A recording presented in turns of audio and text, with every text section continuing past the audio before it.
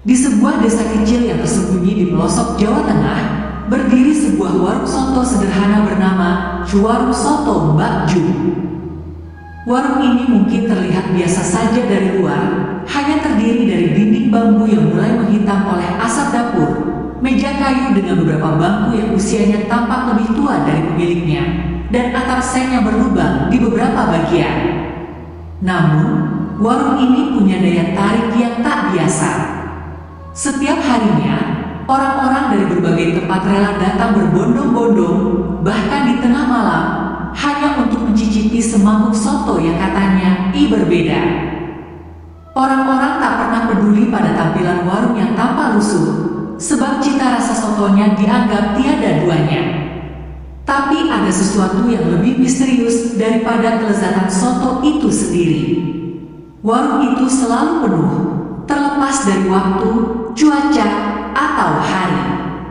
Bahkan, ketika desa dilanda hujan deras atau banjir, pengunjung tetap berdatangan, seolah ada kekuatan tak kasat mata yang memaksa mereka untuk mampir. Di balik kesuksesan warung sotonya, Mbak Jum, pemilik warung itu, adalah seorang perempuan yang dikenal sangat ramah. Ia selalu menyambut pelanggannya dengan senyuman tulus, mengenakan kain jarik batik yang melilit tubuhnya. Namun, di balik senyum hangat itu, ada sesuatu yang tak bisa diungkapkan oleh kata-kata. Ada kerut di sudut matanya yang tampak lebih dari sekadar tanda penuaan. Seolah-olah, matanya menyimpan banyak cerita yang tak ingin ia bagi pada siapapun. Orang-orang hanya melihat kesuksesan warungnya, tetapi tak pernah tahu apa yang harus dikorbankannya untuk mencapai titik itu. Dalam setiap sendok soto yang dihidangkan, ada sesuatu yang lebih dari sekadar rempah-rempah. Ada cerita panjang yang tak pernah diceritakan, rahasia kelam yang menyelimuti keberhasilan warung ini. Jum jauh dari kata bahagia. Ia adalah seorang istri yang hidup pas-pasan dengan suaminya, Pak Sumarto, yang bekerja sebagai buruh tani di desa tersebut. Kehidupan mereka sederhana, bahkan cenderung sulit. Pendapatan Pak Sumarto seringkali tak cukup untuk memenuhi kebutuhan sehari-hari, terutama setelah mereka dikaruniai 2 orang anak. Namun, Mbak Jum adalah tipe perempuan yang pantang menyerah. Ia memutuskan membuka warung soto kecil-kecilan di depan rumahnya dengan harapan bisa membantu ekonomi keluarga. Ia belajar meracik bumbu soto dari ibunya, yang dulu juga pernah berjualan makanan di pasar. Warungnya awalnya hanya didatangi oleh tetangga sekitar, yang datang lebih karena kasihan daripada karena rasa sotonya yang istimewa. Tapi, malam tak dapat ditolak, suatu hari Pak Sumarto jatuh sakit parah. Penyakitnya tak kunjung sembuh meski sudah diobati dengan segala cara, mulai dari dokter desa hingga dukun kampung. Dalam waktu beberapa bulan, tubuhnya yang dulu kokoh berubah menjadi kurus kering. Tak ada yang bisa dilakukan Mbak Jum selain merawat suaminya sambil tetap berjualan soto. Namun, pendapatannya yang sedikit itu tak cukup untuk membeli obat-obatan. Akhirnya, pada suatu malam yang kelam, Pak Sumarto menghembuskan nafas terakhirnya. Kepergian suaminya adalah pukulan telak bagi Mbak Jum. Ia kini harus berjuang sendiri membesarkan kedua anaknya, tanpa ada lagi orang yang bisa ia andalkan. Setelah kematian suaminya, kehidupan Mbak Jum semakin terpuruk. Warung sotonya yang dulu sudah sepi, kini semakin tak laku. Orang-orang mulai jarang mampir, mungkin karena mereka merasa warung itu membawa aura kesedihan. Mbak Jum seringkali duduk di sudut warung, memandangi jalan yang sepi dengan tatapan kosong. Ia berpikir keras bagaimana caranya bisa bertahan hidup. Hutang menumpuk, dan ancaman kehilangan rumah mulai menghantui pikirannya. Para rentenir yang pernah ia pinjami uang datang hampir setiap minggu, menagih hutang dengan nada kasar. Mbak Jum hanya bisa menunduk, meminta waktu lebih lama, meski ia tahu waktu itu tidak akan pernah datang. Dalam kondisi seperti itu, Mbak Jum seringkali termenung di malam hari, bertanya pada dirinya sendiri apakah ada jalan keluar dari semua penderitaan ini. Di tengah keputusasaan itu, ia seringkali bermimpi buruk. Dalam mimpinya, ia berada di sebuah tempat gelap dengan suara-suara aneh yang berbisik di telinganya.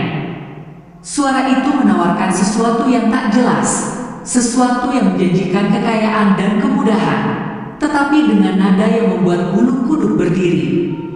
Mbak Jum biasanya terbangun dengan keringat dingin, memegangi dadanya yang terasa sesak. Ia mencoba melupakan mimpi-mimpi itu, menganggapnya sebagai efek dari stres dan kelelahan. Namun, mimpi itu semakin sering datang, seolah ada sesuatu yang ingin menariknya ke arah tertentu. Ia mulai merasa bahwa ada kekuatan tak kasat mata yang mengawasinya, menunggu saat yang tepat untuk mendekatinya. Malam itu, saat hujan deras mengguyur desa, Mbak Jum duduk di warungnya yang kosong. Ia menyalakan pelita kecil untuk menerangi ruangan, sementara pikirannya melayang entah kemana. Di tengah hujan itu, seorang lelaki tua muncul di depan warungnya. Lelaki itu mengenakan pakaian serba hitam, dengan wajah keriput dan sorot mata yang tajam. Meski penampilannya membuat bulu kuduk berdiri, lelaki itu berbicara dengan nada ramah. "Malam, Mbak Jum. Saya dengar warung ini dulu ramai, tapi sekarang sepi. Apakah kamu butuh bantuan?" Tanyanya dengan senyum tipis. Mbak Jum merasa heran, bagaimana lelaki asing ini tahu namanya? Namun, rasa ingin tahunya lebih besar daripada rasa takutnya.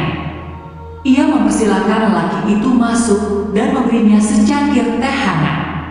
Lelaki itu memperkenalkan dirinya sebagai Pak Men, seorang dukun dari desa sebelah yang katanya bisa membantu mengubah nasib seseorang. "Nasibmu bisa berubah, Mbak Jum. Warungmu bisa kembali ramai, bahkan lebih ramai dari sebelumnya. Tapi, tentu saja, semua itu ada harganya," kata Pak Men dengan suara yang terdengar seperti bisikan. Kata-katanya mengandung godaan yang sulit ditolak, terutama bagi Mbak Jum yang saat itu merasa putus asa. Pak Men menjelaskan bahwa ia bisa melakukan ritual khusus yang akan menarik pelanggan ke warung Mbak Jum. Ritual itu melibatkan sesajen berupa kepala ayam hitam, kembang 7 rupa, dan minyak wangi tertentu yang harus diletakkan di bawah tungku masak setiap malam Jumat Kliwon. "Tapi ada satu syarat lain," kata Pak Men dengan nada yang lebih serius. "Kamu harus rela memberikan sesuatu yang kamu cintai sebagai tumbal. Tidak ada kekayaan tanpa pengorbanan, Mbak Jum. Jangan menyesal nanti." Awalnya, Mbak Jum merasa ragu. Kata-kata Pak Men terdengar mengerikan, tetapi ia tak bisa mengabaikan bayangan tentang warungnya yang kembali ramai. Ia berpikir tentang anak-anaknya yang kelaparan, tentang rumahnya yang hampir disita, dan tentang bagaimana hidupnya akan hancur jika ia terus seperti ini. Setelah merenung semalaman, akhirnya ia memutuskan untuk menerima tawaran itu. Dengan hati yang berat, ia mempersiapkan semua yang diminta oleh Pak Men. Ia bahkan harus menjual perhiasan terakhir miliknya untuk membeli sesajen. Saat malam Jumat Kliwon tiba, Pak Men datang ke warungnya dan memimpin ritual itu. Suasana malam itu begitu mencekam, dengan bau dupa yang memenuhi ruangan dan suara bisikan yang terdengar entah dari mana. Mbak Jum hanya bisa menutup matanya, berharap semua ini akan segera berakhir. Dan begitulah, ritual itu selesai. Pak Men meninggalkan warung dengan senyum puas, sementara Mbak Jum hanya bisa duduk termenung di dapur. Ia merasa bahwa ia telah melakukan sesuatu yang salah, tetapi ia juga tidak bisa mundur lagi. Keesokan harinya, keajaiban mulai terjadi. Pelanggan berdatangan tanpa henti, memuji-muji kelezatan sotonya yang tiba-tiba terasa lebih istimewa. Mbak Jum merasa lega, tetapi di sudut hatinya, ada perasaan takut yang tak bisa ia hilangkan. Ia tahu harga dari semua ini belum sepenuhnya dibayar. Pelanggan yang datang ke warung soto Mbak Jum terus bertambah setiap harinya. Meja-meja yang dulu kosong kini selalu penuh, bahkan antrian panjang terlihat di luar warung, sesuatu yang belum pernah terjadi sebelumnya. Orang-orang dari desa tetangga hingga pendatang dari kota mulai berbicara tentang soto Mbak Jum yang ajaib. Mereka mengaku rasanya tidak hanya lezat, tetapi ada sensasi hangat yang membuat mereka ingin kembali lagi dan lagi. Seolah-olah ada sesuatu dalam semangkuk soto itu yang tak bisa mereka temukan di tempat lain. Mbak Jum, yang awalnya merasa terkejut dengan perubahan drastis ini, mulai terbiasa dengan hiruk-pikuk warungnya. Setiap pagi, ia bangun lebih awal untuk mempersiapkan bahan-bahan, sementara pembantu yang baru dipekerjakannya membantu mengurus pelanggan. Anak-anaknya, yang dulu hanya makan seadanya, kini bisa menikmati makanan enak setiap hari. Bahkan, mereka mulai mengenakan pakaian baru dan kembali bersekolah dengan rasa bangga. Namun, di balik keberhasilan ini, ada sesuatu yang mengusik hati Mbak Jum. Malam-malamnya tak lagi tenang. Ia sering mendengar suara-suara aneh dari dapur, seperti langkah kaki, bisikan, atau bahkan tawa kecil yang menggema di sudut ruangan. Pada awalnya, ia mencoba mengabaikan suara-suara itu, menganggapnya sebagai imajinasi semata. Tapi semakin lama, suara-suara itu semakin jelas, dan rasanya seperti ada sesuatu yang bersembunyi di dalam dapur, mengawasi setiap gerak-geriknya. Bahkan, anak-anaknya mulai mengeluh tentang mimpi buruk yang sering mereka alami, mimpi tentang sosok hitam besar dengan mata merah menyala yang berdiri di dekat tungku masak. Mbak Jum merasa bingung dan takut. Ia mulai teringat dengan peringatan Pak Men bahwa semua keberhasilan ini ada harganya. Meskipun ia telah memberikan tumbal sesuai perjanjian, perasaan bahwa ada sesuatu yang belum selesai terus menghantui pikirannya. Malam itu, ia memberanikan diri untuk memeriksa dapurnya lebih teliti. Ia menyalakan lampu, memeriksa sudut-sudut dapur, dan mencoba mencari tahu apa yang menyebabkan suara-suara itu. Namun, ia tidak menemukan apapun. Hanya tungku masak yang biasa ia gunakan, dengan sisa abu dari ritual yang telah dilakukan beberapa minggu sebelumnya. Meski begitu, udara di dalam dapur terasa lebih dingin dari biasanya, dan ada aroma wangi yang aneh, seperti campuran bunga dan darah yang menguap di udara. Keesokan harinya, seorang pelanggan tetap warungnya datang dengan wajah pucat. Ia berkata bahwa semalam, setelah makan di warung Mbak Jum, ia mengalami mimpi buruk. Dalam mimpinya, ia melihat dirinya duduk di warung itu, tetapi suasananya sangat berbeda. Meja dan bangku yang biasanya terlihat biasa saja, dalam mimpi itu dipenuhi darah, dan semangkuk soto yang ia makan berisi potongan daging yang tak biasa. Pelanggan itu bahkan mengaku melihat sosok Mbak Jum berdiri di sudut dengan senyuman menyeramkan. Mendengar cerita itu, tubuh Mbak Jum gemetar. Ia berusaha menyangkal, tetapi pelanggan itu bersumpah bahwa mimpi itu terasa sangat nyata. Setelah kejadian itu, cerita-cerita serupa mulai bermunculan. Beberapa pelanggan lain juga mengaku mengalami mimpi-mimpi aneh setelah makan di warung Mbak Jum. Bahkan, ada yang mengatakan bahwa mereka melihat bayangan hitam besar di sekitar warung pada malam hari. Namun, anehnya, meski cerita-cerita itu mulai menyebar, jumlah pelanggan di warung Mbak Jum tidak berkurang. Sebaliknya, semakin banyak orang datang, seolah-olah ada daya tarik yang lebih kuat yang membuat mereka tidak peduli dengan cerita menyeramkan itu. Mbak Jum mulai merasa terjebak dalam situasi yang tak bisa ia kendalikan. Di satu sisi, warungnya semakin sukses, dan ia bisa memberikan kehidupan yang lebih baik untuk anak-anaknya.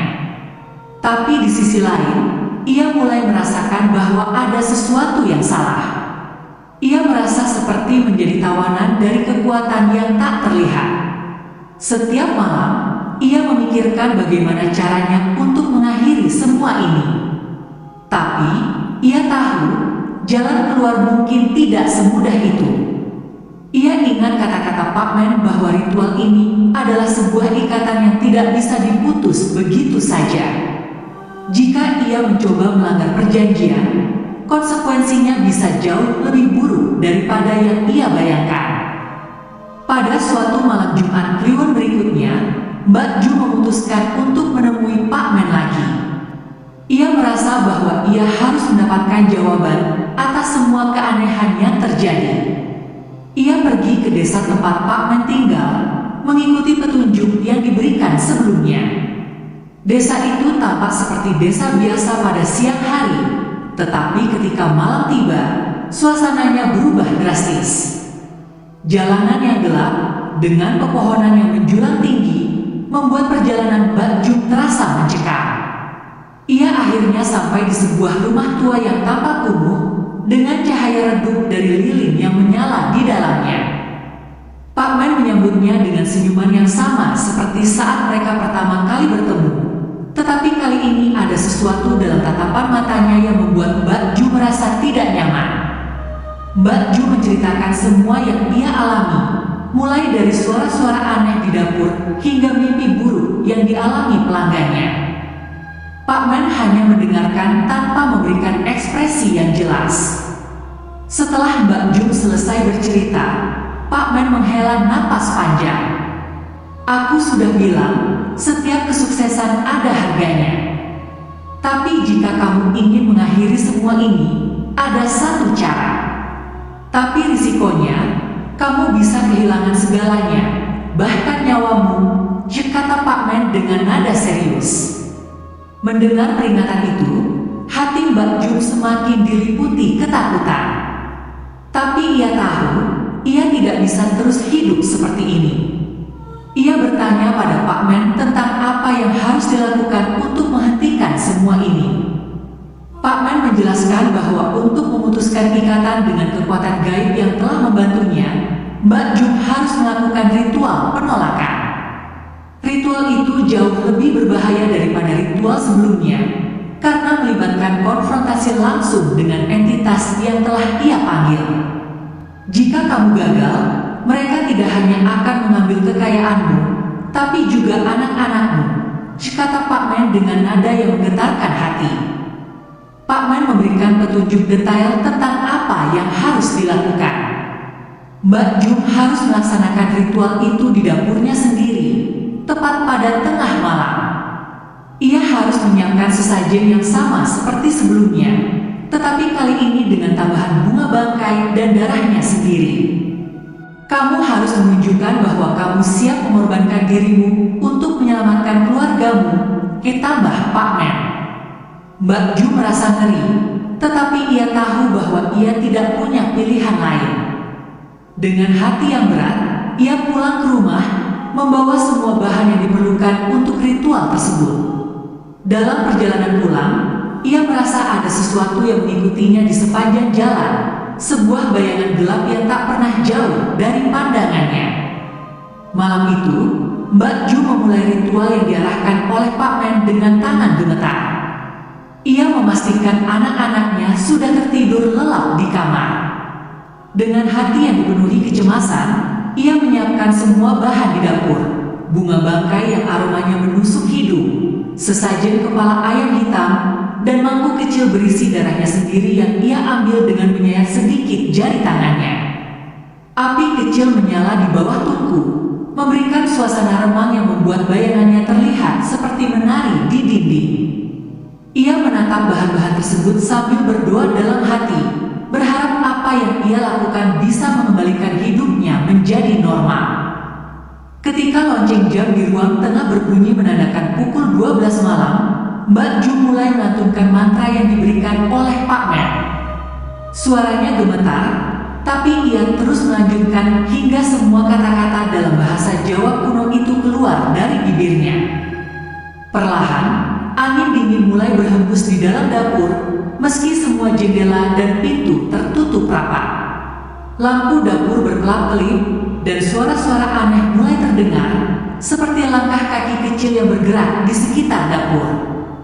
Mbak Ju merasa seluruh tubuhnya kaku, tapi ia tidak berhenti.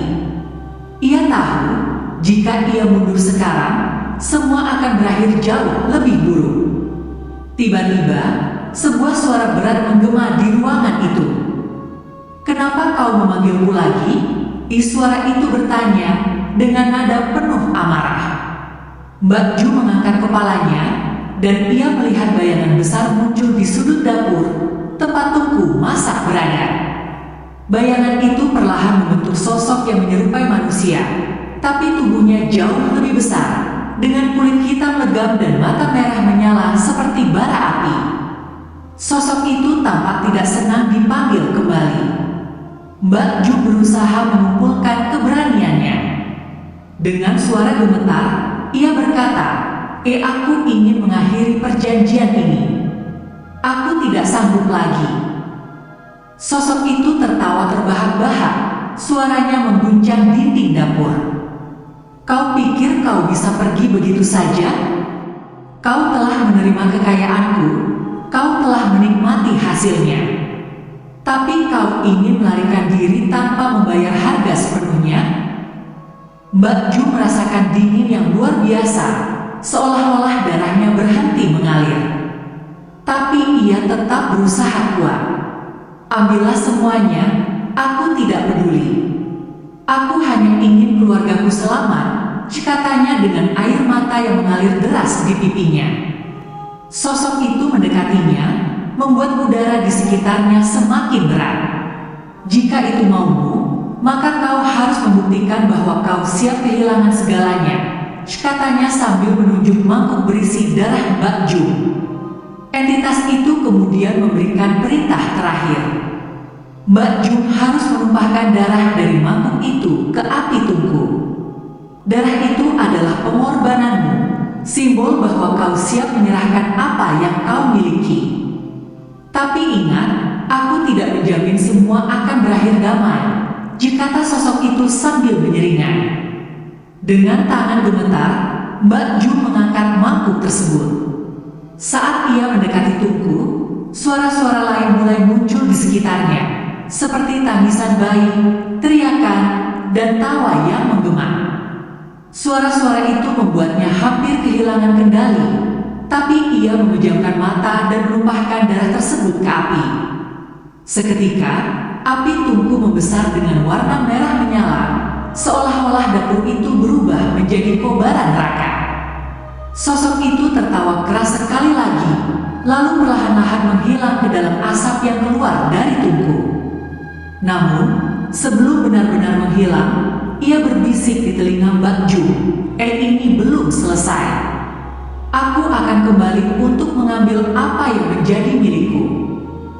Setelah itu, suasana di dapur kembali tenang, meskipun Mbak Ju masih bisa merasakan hawa dingin yang menusuk tulang. Ia terduduk lemas di lantai, sambil menangis terseduh-seduh. Ia tahu bahwa ia telah menyelesaikan ritual itu, tapi ia juga sadar bahwa ancaman dari entitas tersebut masih menghantui. Keesokan harinya, warung soto Mbak Ju terlihat berbeda. Pelanggan yang biasanya memenuhi warung itu tiba-tiba menghilang. Meja-meja kosong, dan suasana yang dulu ramai berubah menjadi sunyi. Mbak Ju merasa lega sekaligus bingung. Ia merasa bahwa ritual penolakan itu berhasil, tetapi ia juga mulai memikirkan bagaimana ia akan menjalani hidupnya tanpa pelanggan. Ia mencoba memasak soto seperti biasa, berharap setidaknya ada 1 atau 2 pelanggan yang datang, tetapi harapannya sia-sia. Warung itu kini benar-benar sepi, seolah-olah telah kehilangan daya tarik yang dulu dimilikinya. Namun, ada hal lain yang lebih mengerikan. Anak-anak Mbak Ju mulai menunjukkan tanda-tanda aneh. Mereka seringkali terbangun di malam hari dengan teriakan, mengatakan bahwa mereka melihat orang hitam besar berdiri di sudut kamar mereka.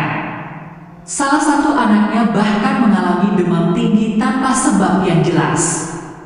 Mbak Ju mulai merasa bahwa ia telah gagal melindungi keluarganya, meskipun ia telah melakukan segala cara. Ia mulai bertanya-tanya apakah ritual itu benar-benar memutuskan perjanjian atau justru memperburuk situasi. Dalam keputusasaan, Mbak Ju memutuskan untuk mencari bantuan dari seorang kiai di desa tersebut. Ia menceritakan semua kejadian yang dialaminya, dari awal perjanjian dengan Pak Men hingga ritual penolakan yang dilakukannya. Kiai itu mendengarkan dengan seksama, lalu berkata, apa yang kau lakukan adalah dosa besar, Mbak Ju. Kau telah berurusan dengan kekuatan yang seharusnya tidak kau sentuh.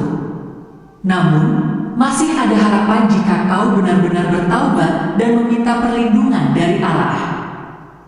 Kiai itu kemudian memberikan air doa dan memintanya untuk membaca Al-Quran setiap malam di rumahnya.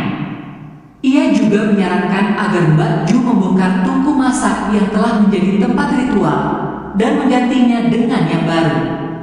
Mbak Ju merasa sedikit lega mendengar nasihat itu. Ia pulang ke rumah dengan tekad untuk memperbaiki kesalahannya. Namun, ketika ia mulai membongkar tungku masak di dapurnya, ia menemukan sesuatu yang membuatnya hampir pingsan. Di bawah tungku itu, terdapat sisa-sisa sesajen yang sudah membusuk, dan di antaranya ada kain kecil berwarna hitam yang tampaknya terbuat dari bahan yang tidak biasa. Ketika kain itu disentuh, Mbak Ju mendengar bisikan lembut di telinganya, kau tak akan pernah lepas dariku. Mbak Ju mundur dengan wajah pucat, tangannya gemetar hebat setelah mendengar bisikan itu. Ia segera mengambil air doa dari kiai yang dibawanya, lalu menyiramkan air tersebut ke kain hitam dan sisa sesajen yang ia temukan. Namun, saat air itu menyentuh kain, suara jeritan panjang terdengar memenuhi ruangan. Suara itu begitu menyeramkan, seperti teriakan kesakitan dari makhluk yang tidak berasal dari dunia manusia. Lampu dapur yang tadinya menyala terang tiba-tiba padam, meninggalkan Mbak Ju dalam kegelapan total. Di dalam kegelapan itu, ia merasa ada sesuatu yang bergerak mendekat, diiringi bau busuk yang sangat menusuk hidung. Mbak Ju meraba-raba mencari pelita, namun sebelum ia menemukannya, sebuah bayangan hitam besar muncul di hadapannya. Bayangan itu tak lain adalah sosok yang pernah ia lihat di malam ritual, kini tampak lebih nyata dan lebih mengerikan. Mata merah menyala itu menatap Mbak Ju dengan intensitas yang membuatnya hampir kehilangan akal sehat. Kau mencoba menyingkirkan aku? Kau pikir air itu cukup untuk mengusirku? Kau telah melanggar perjanjian kita, dan aku tidak akan pergi sebelum mengambil apa yang menjadi hakku. Suara makhluk itu bergema, membuat dada Mbak Ju terasa sesak. Ia hanya bisa memejamkan mata, memegang erat air doa yang tersisa di tangannya, dan berdoa dalam hati agar makhluk itu segera pergi. Dalam kondisi putus asa, Mbak Ju tiba-tiba teringat nasihat kiai untuk membaca ayat-ayat suci Al-Quran. Dengan suara yang bergetar, ia mulai melafalkan ayat kursi di tengah gelapnya dapur. Awalnya, suaranya begitu pelan, hampir tak terdengar. Namun, ketika ia terus membaca, suaranya semakin kuat, seolah-olah keberanian mulai mengalir dalam dirinya. Sosok hitam besar itu mulai bergerak gelisah, menggeram dengan suara menggelegar yang memekakkan telinga. Hentikan, makhluk itu berteriak, tetapi Mbak Ju tidak berhenti.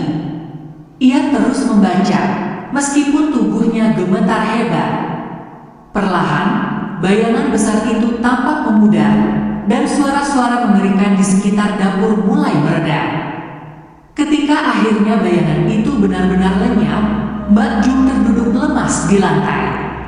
Napasnya tersengal-sengal, keringat dingin mengalir deras di tubuhnya. Ia merasa seperti baru saja lolos dari maut. Namun, ia juga tahu bahwa ini belum selesai. Makhluk itu mungkin pergi untuk sementara, tetapi ia bisa merasakan bahwa ancaman itu masih menggantung di atas dirinya. Ia harus harus bertindak lebih jauh untuk memastikan keluarganya benar-benar aman dari bayang-bayang gelap ini. Keesokan harinya, Mbak Jum kembali menemui Kiai dengan membawa kain hitam yang ia temukan di bawah tungku. Kiai itu segera mengenali benda tersebut sebagai media perjanjian gaib. Kain ini adalah simbol ikatanmu dengan makhluk tersebut, jelas Kiai itu. Selama kain ini ada di dekatmu, ia akan selalu menemukan jalan untuk kembali. Kiai itu kemudian melakukan doa panjang dan membakar kain tersebut hingga menjadi abu. Saat kain itu terbakar, suara jeritan lain terdengar, meskipun kali ini tidak sekeras sebelumnya. Ini pertanda bahwa sebagian dari kekuatannya telah melemah, kata Kiai dengan nada meyakinkan. Namun, kau masih harus membersihkan rumahmu sepenuhnya dari pengaruhnya. Kiai itu meminta Mbak Jum untuk melakukan pengajian di rumahnya, mengundang tetangga dan keluarga untuk mendoakan keselamatan dirinya dan anak-anaknya. Ia juga diminta untuk sepenuhnya meninggalkan warung soto yang telah menjadi tempat pesugihan, mengganti semua peralatan dapur, dan memulai hidup baru tanpa membawa sisa-sisa dari masa lalunya. Hidupmu harus dimulai dari nol, Mbak Jum, kata Kiai. Hanya dengan begitu, kau bisa benar-benar lepas dari pengaruh jahat itu. Mbak Jum mengikuti semua nasihat Kiai dengan penuh kesungguhan. Ia mengumpulkan tetangga dan keluarga untuk pengajian besar di rumahnya. Suasana malam itu penuh dengan lantunan ayat-ayat suci, memberikan rasa damai yang sudah lama hilang dari rumah tersebut. Setelah pengajian selesai, Mbak Jum merasa udara di rumahnya menjadi lebih ringan, seolah-olah beban berat yang selama ini menghantuinya perlahan menghilang. Ia pun memutuskan untuk menutup warung sotonya secara permanen dan mulai merencanakan hidup baru. Namun, ia tahu bahwa perjalanan ini tidak akan mudah. Ia harus bekerja keras untuk membangun kembali kehidupan keluarganya tanpa bergantung pada pesugihan atau jalan pintas. Hari-hari berikutnya diisi dengan usaha Mbak Jum untuk menemukan sumber penghasilan baru. Ia mulai berjualan kue keliling, meskipun hasilnya tidak sebanyak ketika warung sotonya masih berjaya. Namun, ada rasa tenang yang ia rasakan, sesuatu yang tidak pernah ia miliki selama menggunakan pesugihan. Anak-anaknya pun perlahan pulih dari gangguan yang selama ini mereka alami. Tidak ada lagi mimpi buruk atau demam tanpa sebab. Mbak Ju merasa bahwa ia telah mengambil keputusan yang benar, meskipun harus melalui banyak penderitaan untuk mencapainya. Namun, tidak semuanya berjalan mulus. Beberapa bulan setelah kehidupan Mbak Ju mulai membaik, ia mendengar kabar bahwa Pak Men, dukun yang membantunya melakukan perjanjian, ditemukan tewas di rumahnya dengan kondisi yang mengenaskan. Tubuhnya terbakar sebagian, meskipun tidak ada tanda-tanda kebakaran di sekitar rumahnya. Orang-orang desa berbisik bahwa ini adalah pembalasan dari makhluk gaib yang dulu sering ia panggil untuk membantu pesugihan. Kabar itu membuat Mbak Jum semakin sadar akan bahaya dari perjanjian gelap yang pernah ia lakukan. Ia pun memutuskan untuk mengabdikan hidupnya sepenuhnya kepada Allah, berusaha menebus dosa-dosanya dengan melakukan kebaikan sebanyak mungkin. Meskipun kisah ini meninggalkan luka yang dalam di hati Mbak Jum, ia merasa bahwa ini adalah pelajaran berharga. Ia kini hidup sederhana, tapi penuh kedamaian. Tidak ada lagi rasa takut akan bayangan gelap atau jeritan aneh di malam hari. Mbak Ju percaya bahwa selama ia tetap berada di jalan yang benar, Allah akan selalu melindunginya dan keluarganya dari segala mara bahaya. Dan sejak itu, nama warung soto Mbak Jum hanya tinggal kenangan, sebuah peringatan bagi siapapun yang mencoba mencari kekayaan dengan cara yang salah. Setelah peristiwa tersebut, Mbak Jum menjadi sosok yang lebih religius. Ia mulai sering menghadiri pengajian, bahkan ikut membantu mengurus masjid di desanya. Kehidupan barunya yang sederhana membawa ketenangan yang selama ini ia cari. Orang-orang di desa yang sebelumnya mencibir dan berbisik tentang kehidupannya, kini mulai menghormatinya. Mbak Jum juga sering memberikan nasihat kepada para tetangganya yang menghadapi kesulitan. Ia selalu mengingatkan mereka agar tidak tergoda mencari jalan pintas untuk mencapai kemudahan hidup. Kekayaan dunia itu sementara, tapi dosa bisa abadi jika kita tidak segera bertaubat. Begitu kata-katanya yang sering ia sampaikan. Meski begitu, ada saat-saat di mana bayangan masa lalu kembali menghantuinya. Suara-suara dari mimpi buruk yang dulu sering ia alami terkadang muncul kembali dalam tidur malamnya, meski hanya sekejap. Namun, setiap kali rasa takut itu muncul, ia segera mengambil air wudhu dan melantunkan doa. Ia percaya bahwa ini adalah ujian dari Allah untuk menguatkan imannya. Keputusan untuk meninggalkan pesugihan bukanlah hal mudah, tetapi Mbak Jum merasa bahwa ketenangan batin yang ia dapatkan jauh lebih berharga daripada kesuksesan palsu yang pernah ia miliki. Keberanian Mbak Jum untuk mengakui kesalahan masa lalunya juga menjadi teladan bagi anak-anaknya. Kedua anaknya, yang kini beranjak dewasa, tumbuh menjadi pribadi yang baik dan taat beragama. Mereka selalu mendukung usaha ibunya untuk bangkit dari masa kelam. Anak sulung Mbak Jum, Riko, bahkan memutuskan untuk bekerja di luar desa demi membantu keuangan keluarga. Ia ingin membuktikan bahwa mereka bisa hidup layak tanpa harus mengambil jalan gelap seperti dulu. Kita akan sukses dengan cara yang halal, Bu, kata Riko suatu malam ketika mereka duduk bersama di serambi rumah. Kata-kata itu membuat hati Mbak Jum penuh haru, merasa bahwa ia tidak lagi sendiri dalam perjuangannya. Adapun anak bungsunya, Siti, tumbuh menjadi gadis yang ceria meski sempat mengalami trauma di masa kecilnya. Siti kini sering membantu ibunya berjualan kue dan bahkan ikut memasak untuk beberapa acara desa. Ia kerap bercerita kepada teman-temannya tentang betapa pentingnya menjalani hidup dengan penuh kejujuran dan kesabaran.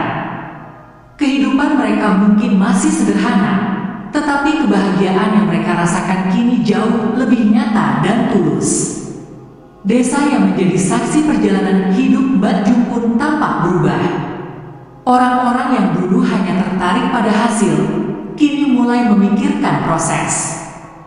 Kisah Mbak Jum menjadi pembelajaran bagi banyak orang di desa itu. Mereka kini lebih berhati-hati ketika mendengar tawaran dari dukun atau ajakan untuk menggunakan pesugihan. Para tetua desa bahkan mengadakan pengajian rutin untuk menguatkan keimanan warga, agar tidak ada lagi yang terjerumus seperti Mbak Jum. Desa itu, yang sebelumnya dikenal dengan gosip dan intrik, perlahan menjadi komunitas yang lebih kompak dan penuh nilai religius. Mbak Jum merasa bangga bahwa kesalahan besar yang pernah ia lakukan kini membawa perubahan positif bagi orang-orang di sekitarnya. Namun, tak semua orang bisa menerima perubahan dengan baik.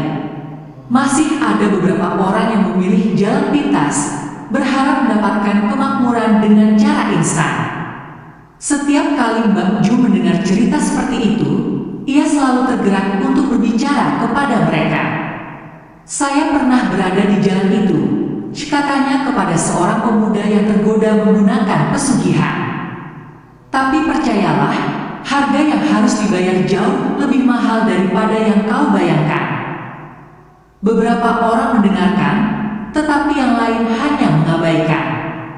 Mbak Jum tahu bahwa ia tidak bisa menyelamatkan semua orang, tetapi ia merasa wajib untuk berbagi pengalamannya. Waktu terus berlalu, dan nama Mbak Jum semakin dihormati di desa. Ia tidak lagi dikenal sebagai pemilik warung soto, tetapi sebagai Mbak Jum yang bertobat. Kehidupan baru yang ia jalani penuh dengan aktivitas positif.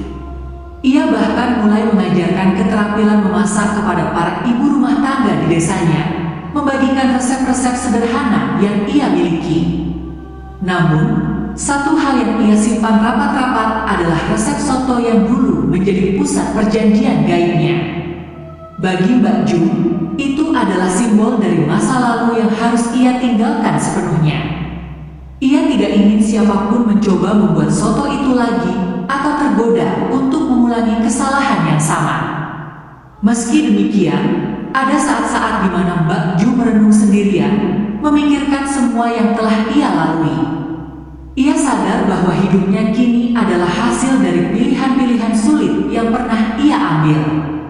Setiap doa yang ia panjatkan terasa lebih tulus. Setiap senyuman yang ia berikan kepada orang lain terasa lebih berarti.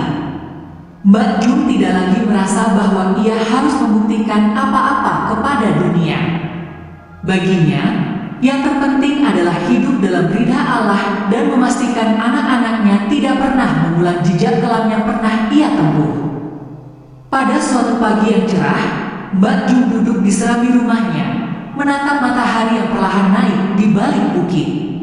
Angin sepa-sepa membawa aroma segar dari sawah yang baru dipanen. Ia tersenyum, merasa damai untuk pertama kalinya setelah bertahun-tahun hidup dalam bayang-bayang dosa. Anak-anaknya sudah berangkat menjalani aktivitas mereka, dan ia bersiap untuk memulai harinya yang sederhana.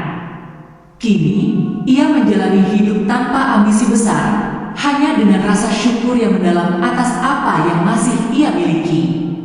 Ya Allah, terima kasih atas kesempatan kedua ini, bisiknya pelan. Kisah Mbak Jum menjadi pengingat bagi banyak orang bahwa jalan pintas menuju kekayaan seringkali berujung pada kehancuran. Namun, bagi mereka yang mau bertobat, selalu ada harapan untuk memulai kembali. Mbak Jum adalah bukti nyata bahwa meskipun hidup pernah tersesat, cahaya kebenaran akan selalu ada bagi mereka yang mencarinya dengan hati tulus. Dan meskipun nama Warung Soto Mbak Jum kini hanya tinggal kenangan, kisahnya akan terus hidup sebagai pelajaran berharga bagi siapa saja yang mendengarnya.